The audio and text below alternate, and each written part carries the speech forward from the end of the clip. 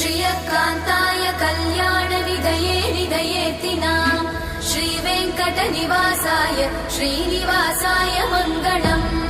लक्ष्मी सविभ्रमालोकसुभ्रूविभ्रमचक्षुषे चक्षुषे सर्वलोकानां वेङ्कटेशाय मङ्गलम् श्रीवेङ्कटाद्रिशृङ्गाग्रमङ्गलाभरणाङ्गये मङ्गलानां निवासाय श्रीनिवासाय मङ्गलम् सर्वावयव सौन्दर्य सम्पदा सर्वचेतसां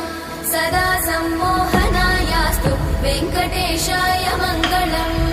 नित्याय निरवध्याय सत्यानन्दचिदात्मने सर्वान्तरात्मने श्रीमद् वेङ्कटेशाय मङ्गलम् स्वतः सर्वविदे सर्वशक्तये सर्वशेषिने सुलभाय सुशीलाय वेङ्कटेशाय मङ्गलम्।